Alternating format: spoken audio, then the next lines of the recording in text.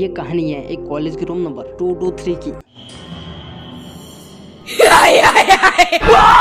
एक कॉलेज था जिसमें हॉस्टल भी साथ में ही था और उस हॉस्टल में दो लड़कियां रहती थी। एक का नाम श्रेया था तो दूसरी का साक्षी। उन दोनों का एक ही रूम था और वो दोनों साथ में ही रहा करते थे। साक्षी थी, उसको हॉस्टल में 1 ही साल हुआ था और श्रेया को लगभग 2 साल हो चुके थे। सो एक दिन साक्षी ने उनके फ्लोर पर एक चीज नोटिस की कि ये 223 नंबर रूम कभी खुलता क्यों नहीं। अब ये चीज पूछने के लिए वो चली गई श्रेया के पास। तो श्रेया ने साक्षी को बताया कि उस रूम में 2 लड़कियों ने सुसाइड कर लिया था। अब उसके बाद जो भी उस रूम में रहने के लिए गया उनको वो लड़कियां अब भी नजर आती है। अब उसके बाद से वो रूम बंद कर दिया गया और साक्षी को श्रेया ने बोला कि तुम भी उस रूम से दूर ही रहना। बट साक्षी इन सब बातों को नहीं मानती थी तो उसने उस बात को नॉर्मली लिया। अब उसके बाद 2-3 महीने गुजर गए और ऐसा कुछ हुआ नहीं कि उस बात पर यकीन किया जाए। फिर एक दिन रात के समय साक्षी सो रही थी और फिर उसकी अचानक से किसी की आवाज सुनकर नींद खुल गई। दरअसल वो बाहर बारिश की आवाज थी और समय लगभग 2:30 बजे थे। फिर काफी कोशिश करने के बाद साक्षी को फिर से नींद नहीं आती है और वो रूम में ही इधर से उधर टहलने लग जाती है। लेकिन तभी उसकी रूममेट श्रेया बोलती है कि यार मुझे तो सोने दे। एक्चुअल में उसके छलने की आवाज से उसे डिस्टर्ब हो रहा था। फिर साक्षी ने बोला कि ठीक है मैं कॉरिडोर में जाकर टहल लेती हूँ। फिर वो कॉरिडोर में जाकर टहलने लग जाती है और रूम नंबर 223 जस्ट उसके सामने ही था। तो वो जैसे जैसे रूम नंबर 223 की ओर आगे बढ़ती है उसे 2 लड़कियों के हंसने की आवाज आनी शुरू हो जाती है। जैसे जैसे वो आगे बढ़ती है आवाज और तेज हो जाती है। अब साक्षी जैसे ही उस रूम के पास जाती है उस रूम का एक दरवाजा थोड़ा सा खुला था। ये देखकर साक्षी मन ही मन खुश हुई क्योंकि उसे ऐसा लग रहा था कि चलो कोई तो इस रूम में रहने आया। अब ये देखकर उसने डोर को नॉक किया।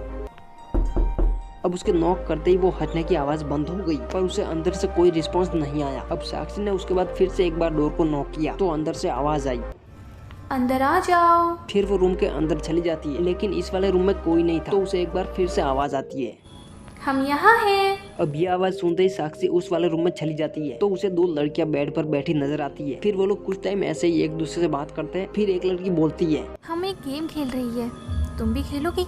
अब गेम का सुनकर पहले तो साक्षी थोड़ी घबराती है और मन ही मन सोचने लगती है कि इतनी रात में गेम। फिर साक्षी हाँ बोल देती है। तभी उनमें से एक लड़की साक्षी को बोलती है, टेबल पे से एक पेन और एक पेपर उठा लो। अब फिर जैसे ही साक्षी पेन और पेपर उठाने जाती है टेबल पर तो उसे शीशे में दिखता है कुछ ऐसा जिसे देखने के बाद उसके होश ही उड़ जाते हैं। जी हाँ, पंखे से लटकती हुई एक लड़की की लाश और वो लटकते हुए धीरे धीरे साक्षी की तरफ ही मुड़ रही थी। उसके बाद साक्षी काफी ज्यादा डर गई थी और ऐसा लग रहा था जैसे वो लाश धीरे धीरे साक्षी की तरफ ही आ रही है। फिर धीरे धीरे उसका चेहरा साक्षी की तरफ घूमता है और उसके बाद साक्षी ने उसका चेहरा देखा।